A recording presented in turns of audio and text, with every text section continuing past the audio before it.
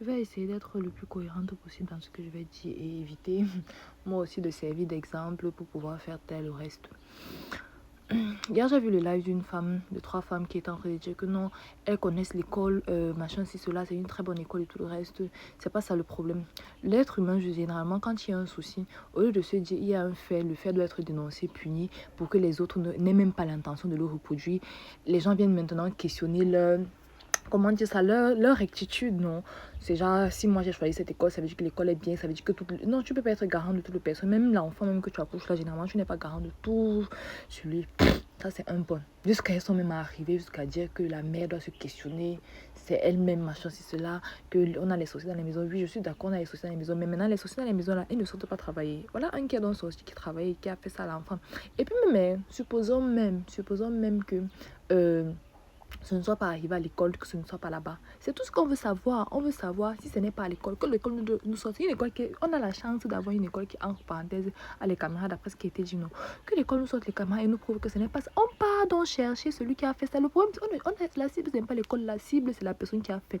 Et la cible, c'est pour que toutes les personnes qui un jour aient l'intention de vouloir reproduire sachent ce qui va leur arriver.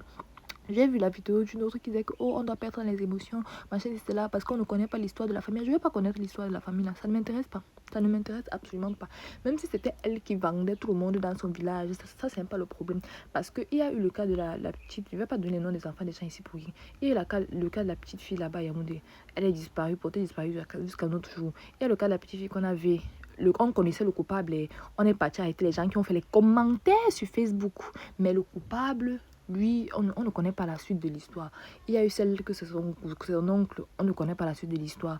Il y a eu la petite qui a disparu jusqu'à le pasteur a fait la révélation, on ne connaît pas la suite de l'histoire. C'est tout ça qui est mélangé. En fait, l'enfant là est seulement la goutte d'eau qui est en train de déborder dans le vase. C'est ce que vous êtes en train de vouloir comprendre.